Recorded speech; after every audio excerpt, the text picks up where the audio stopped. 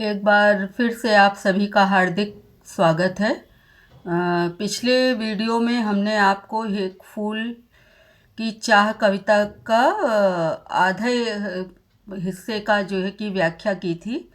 यह एक फूल की चाह कविता सिया राम शरण गुप्त द्वारा लिखी गई कविता है, जिसमें आपको पिछले वाले वीडियो में हमने ये बताया था कि किस तरह से गुप्त जी ने इस कविता के माध्यम से एक पिता के एक जो है दलित पिता के जो है मन भावों को, उसकी व्यथा को व्यक्त किया था। उनकी जो पिता है उसकी बेटी है सुखिया, जिसको जो है नटखट बेटी है, दिन भर बाहर खेलती कूदती रहती है, जिसकी वजह से पिता उसको हमेशा बाहर खेलने जाने के लिए मना भी किया करते थे कि बाहर खेलने ना जाए, क्योंकि बाहर महामारी फैली है, छूत की बीमारी फैली हुई है। इस डर से वह जो है अपनी बेटी को बाहर खेलने जाने के लिए मना किया करते थे। और उन जब भी वह उसको बाहर खेलते देखते थे तो उनको यही डर लगा रहता था कि कहीं ऐसा ना हो कि हमारी बेटी को भी जो है यह बीमारी लग जाए। और होता वही है कि जिस बात का डर रहता है उनकी बेटी भी को भी बुखार जकड़ लेता है। वह इतना तेज उसको बुखार होता है कि एकदम उल्लसित होकर, बेसुध होकर बिल्कुल पड़ जाती है। और उसी अपनी बुखार की, ज्वर की स्थिति में वह अपने पिता से मंदिर के जो है देवी माँ के मंदिर के फूल का एक फूल लाने की जो है वो इच्छा जाहिर करती है। पिता अपनी बेटी को बचाने के लिए बहुत तरह तरह के उपाय रोज करता रहता है, झाड़ फूँक सारे उसके वो लगा रहता है कि किसी तरह बेटी को बचाए। और उसको दिन रात कुछ नहीं पता चलता है, कब सुबह हो जाती है, कब रात दोपहर हुई, कब रात हुई, वह उसे समय का कोई अंदाज़ा नहीं लगता। और बैठे बैठे वो यही सोचता है कि इतनी छोटी सी फूल की बच्ची को डसने के लिए अंधकार रूपी इतनी बड़ी महामारी आई हुई है कि मेरी बेटी बिल्कुल बेसुध पड़ी है, उसकी आंखें बिल्कुल बोझिल हो गई हैं। जिस तरह से आकाश से अंगार जो है वो बरसता है, उसी तरह से जो है उसकी बेटी का जो शरीर है वो तप रहा है। और उसकी आंखें उसी तरह खुल बंद हो रही बोझिलता के साथ जैसे तारे टिमटिमाते हैं। और अपनी बेटी की इस स्थिति को देखकर वह यह सोचता है कि काश जो है एक बार वो उसको उकसाता है कि जो बेटी एक मिनट भी स्थिर होकर शांत होकर नहीं बैठती थी वही आज एकदम चुपचाप पड़ी हुई है। तो एक बार वह फिर से उसको जो है अपने पिता से फूल लाने की जो है वो चाह जो उसके अंदर थी फूल पाने की, एक बार उस इच्छा को अपने वह फिर से कहे। यहाँ तक हमने आपको अपने पिछले वीडियो में बताया था। अब इसके बाद आज का इसके आगे क्या है कि जब वह अपनी बेटी को बिल्कुल बेसुध होकर उसकी स्थिति धीरे धीरे क्षीण होते देखता है, तब फिर पिता जो है वह अपनी बेटी के लिए मंदिर से, देवी माँ के मंदिर से फूल लाने के लिए जो है वह घर से निकलता है। तो अब यहाँ पर वही है कि पहले मंदिर का वर्णन है कि देवी का मंदिर कहाँ स्थित है। हम सभी जानते हैं कि देवी का मंदिर जो है अधिकतर ऊंचे पहाड़ों पर ही होता है। तो यहाँ पर भी जो है वो उसी चीज़ का वर्णन है कि ऊंचे शैल शिखर के ऊपर मंदिर था विस्तीर्ण विशाल। ऊंचे शैल, शैल मतलब पर्वत, शिखर मतलब चोटी, ऊंचे पर्वत की चोटी पर मंदिर विस्तीर्ण विशाल था, बड़ा फैला हुआ मंदिर था। स्वर्ण कलश सरसिज विहसित थे, पाकर समुदित रवि कर जाल। उसके जो स्वर्ण कलश थे, मंदिर के ऊपर जो कलश था वह कमल के समान जो है उसी तरह से खिल रहा था। जब रवि सूर्य की किरणों को का जाल पाकर, सूर्य की किरणों की रोशनी पाकर वह कमल के फूल के समान उसका जो स्वर्ण कलश था वह जो है वो चमक रहा था। दीप धूल से आच्छादित था मंदिर का आंगन सारा। मंदिर में हर समय दीपक जलता रहता है, धूप जलता रहता है, तो दीप से और धूप के धुएं से पूरा मंदिर का जो वातावरण था वो आच्छादित था, ढका हुआ था। गूंज रही थी भीतर बाहर मुखरित उत्सव की धारा। बाहर और अंदर जो है वो देवी माँ के जय जयकार की आवाज़ें आ रही थीं, तो वो उत्सव की धारा बह रही थी, खुशी का वातावरण दिखाई दे रहा था। जैसे मंदिर जाओ तो हर समय देवी के जयकारे, भगवान के जय जयकारे लगते रहते हैं। अंदर बाहर सभी लोग जितने भी दर्शनार्थी जाते हैं वो पहुँचेंगे तो एक बार ज़रूर से जय जयकार भगवान की, देवी की करते हैं। तो उसी तरह से उस मंदिर में भी अंदर बाहर जो है देवी के जयकारों की आवाज़ गूंज रही थी, जिससे कि उत्सव का वातावरण लग रहा था।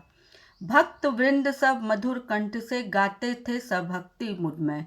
जो भक्त गण थे, भक्तों को वृंद थे, भक्तों का जो समूह था, वह मीठे स्वर में है, पूरे लय के साथ, पूरे के साथ भक्ति के साथ प्रसन्न होकर जो है वो गा रहे थे। हैं क्या गा रहे थे? पतित तारणी पाप हारनी। पतितों का उद्धार का, तारना मतलब उद्धार करना, पतितों का उद्धार करना, पाप हरनी, हरना मतलब दूर करना, पाप को हर करना, हरना। माता तेरी जय जयकार। हे माता, तुम पतित तारणी हो, पतितों का उद्धार करने वाली हो, पापों को दूर करने वाली हो। हे माता, तुम्हारी जय जयकार है। मतलब मंदिर में जो भक्त गण थे वह देवी का जो जयकारा लगा रहे थे, देवी के लिए जो गीत गा रहे थे, वो बोल रहे थे पतित तारणी पाप हारनी, हे माता तेरी जय जयकार। पतितों का उद्धार करने वाली, पाप को हरने वाली, हे माता तेरी जय जयकार। मेरे मुख से भी निकला बिना बढ़े, मैं आगे जाने किस भर से ढक से जय। पतित तारणी तेरी जय जय। पर मतलब जो पिता है उसके भी मुँह से जब वहाँ पहुँचा तो उसके मुँह से भी यही निकला, पतितों का उद्धार करने वाली तेरी जय जय है। वो भी जो है जब लोग उस देवी के लिए जयकारा लगा रहे थे तो वह भी मंदिर पहुँचते ही मान अपने आप उसके भी मुख से जो है यही निकला, पतित तारिणी, पतितों का कल्याण करने वाली, उद्धार करने वाली तेरी जय जय। बिना बढ़े मैं आगे को जाने किस बल से ढिकला। मतलब बिना बढ़े वो वहीं खड़ा होके गा रहा था, लेकिन मंदिर में इतनी भीड़ थी, पता नहीं किसने पीछे से धक्का दिया कि क्या कैसे किस, उससे वह अपने आप ही आगे की तरफ बढ़ गया, आगे की ओर ढकेल दिया गया है। क्या है कि भक्त वृंद जो थे, भक्तों का समूह था, जब वह मंदिर वहाँ पहुँचा तो उसने ये देखा कि भक्तों का समूह जो है वो भक्ति के साथ, प्रसन्नता के साथ जो है पतित तारिणी पाप हारनी माता तेरी जय जयकार करते हुए गा रहे हैं, जिसको सुनकर उसके भी मुँह से अचानक से अपने आप यही निकला, पतित तारिणी माता तेरी जय जयकार। मतलब पतितों का उद्धार करने वाली माँ तेरी जय जयकार।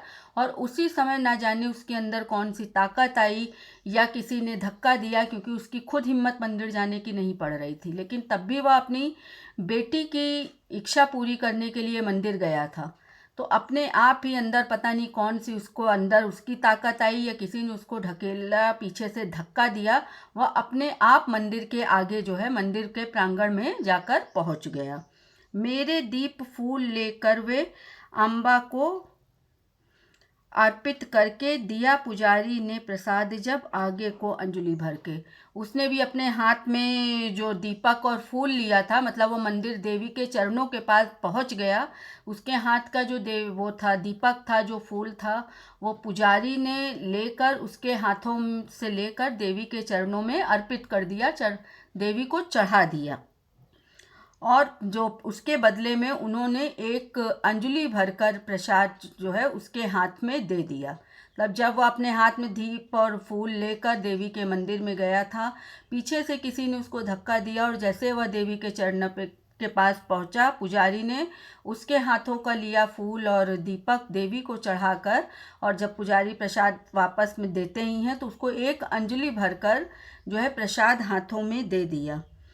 भूल गया उसको लेना झट परम लाभ सा पाकर मैं, है सोचा बेटी को माँ के ये पुण्य पुष्प दूं जाकर मैं।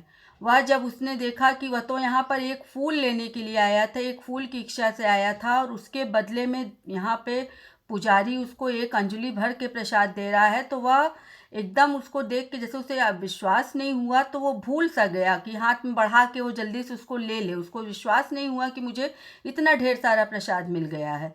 तो उसको बस परम लाभ सा पाकर, मतलब उसको लगा इतना बड़ा देवी की मेरे ऊपर इतनी बड़ी कृपा हो गई है, तो उसको लेना ही वो हो गया।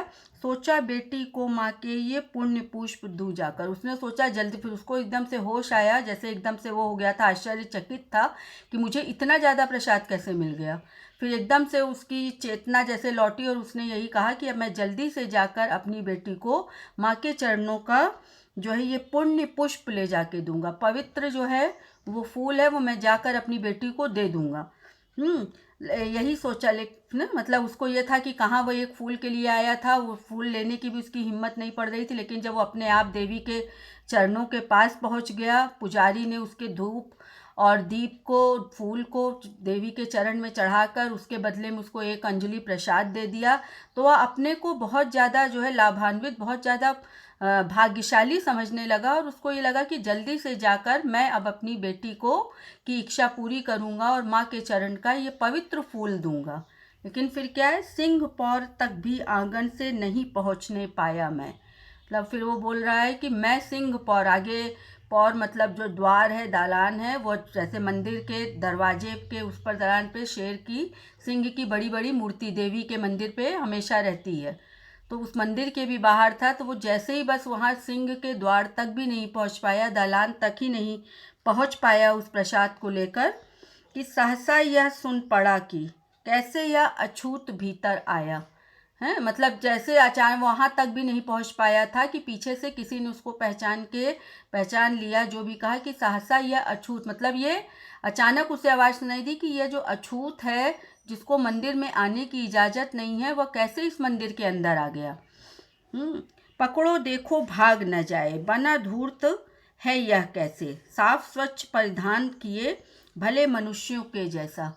मतलब पकड़ो या धूर्त, उनको वह जो एक अधीर बेचैन एक दुखी पिता, उनको धूर्त समझ में आया। मतलब कि उनको ये लगा कि अपनी चालाकी से और जो है यहाँ पर मंदिर पे आ गया साफ सफ़ेद कपड़े पहन के। मतलब उस समय की ये स्थिति थी कि जातियों के कुछ समूह ऐसे थे, जो समुदाय था कि जिनको मंदिर में जाने की इजाज़त ही नहीं थी। वो अच्छे कपड़े, साफ कपड़े नहीं पहन सकते थे। साफ कपड़ा पहनने को सिर्फ कुछ लोगों को अधिकार था। तो वही कि अचानक यहाँ ये कैसे आ गया, अरे ये तो बहुत बड़ा धूर्त है, बहुत बड़ा चालाक है, ये हम लोग जैसे सफ़ेद और स्वच्छ कपड़े पहनकर जो है भला मनुष्य बना है, शरीफ मनुष्य बनकर उसका वेश धारण करके ये मंदिर में आ गया है। मतलब किसी ने ये जानने की और समझने की कोशिश ही नहीं की कि ये व्यक्ति यहाँ मंदिर में क्यों आया है। जैसे ही उसको देखा ऐसे लगा बहुत बड़ा कोई अपराधी है जिसको उन लोगों ने पहचान लिया है, और तुरंत उसको देखकर जोर जोर से कि कैसे यह अछूत भीतर आया, इसको तो मंदिर में आने की इजाज़त नहीं, इतना बड़ा पाप इसने किया कैसे। हैं, पकड़ो देखो भाग न जाए, मतलब जल्दी से उसको पकड़ लो, ऐसा ना हो कि वो यहाँ से भाग जाए, तो इतना बड़ा अपराधी इस मंदिर में आ गया है।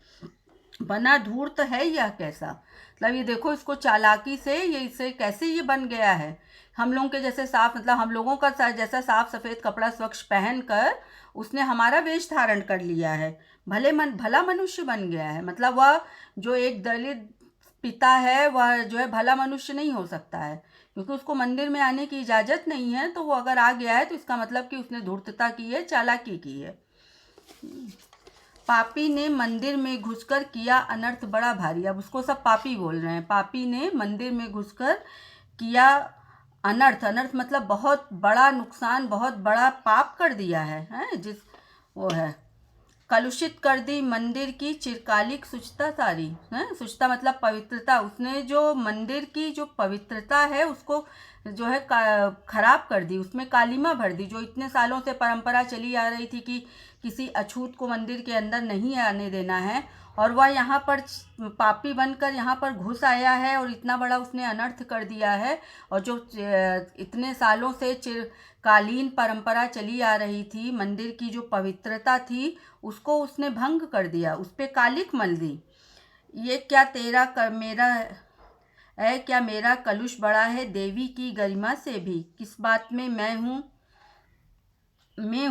आगे माता की महिमा के भी। है मतलब वो अब वो ये सोचने लगा, जब उसने ये सुना तो वो यह सोच रहा है ये क्या मेरा, मतलब मेरा जो पाप है, मैंने जो किया है, कृत्य किया है, वह क्या देवी की गरिमा से भी बड़ा है। एक तरफ यहाँ पर सब ये बोल रहे हैं पतित तारणी पाप हरणी, मतलब देवी के पास आकर इसी बात की जो है अरदास की जा रही, इसी बात के लिए उनसे प्रार्थना की जा रही है कि हे देवी तुम पतितों को तारो, उनका उद्धार करो, पापियों को जो है पाप दूर करो, इस संसार से सारी जितनी भी वो पाप हैं उन्हें दूर करो। हैं और वो तो मतलब वो जो उनकी गरिमा है, उनका एक और स्थान है, एक उनका गौरव है। इसीलिए तो सब देवी के माँ के चरणों की आराधना करते हैं। लोगों को ये उम्मीद होती है कि देवी के पास प्रार्थना करेंगे तो मेरे पाप दूर होंगे, मेरा कल्याण होगा। तो मतलब जो मैं यहाँ मंदिर में आ गया, पिता सोच रहा है मैं जो इस मंदिर में आ गया तो क्या मेरा जो पाप है, मेरा ये जो कृत्य है, मैंने जो कल वो किया है, कलंक वो है, वो क्या देवी की गरिमा, देवी की महिमा से भी बड़ा है। माँ के भक्त हुए तुम कैसे करके यह विचार खोटा। मतलब तुमने माँ की गरी, तुम माँ एक तरफ अपने को माँ को भक्त कर रहे हो, यहाँ आके जोर जोर से उनके जय जयकारे लगा रहे हो, उनके गीत गा रहे हो, तो उसके बाद तुम कैसे जो है माँ का अपने को भक्त कह सकते हो कि जो तुम ये विचार तुमने कर लिया कि मैं अगर इस मंदिर के अंदर आ गया हूँ तो मैं ने यहाँ की जो चिरकालिक परंपरा है, जो रीति रिवाज है, उस पर को मैंने पवित्रता को मैंने जो है दूषित कर दिया है। तो तुम अपने को कैसे देवी का भक्त कह रहे हो।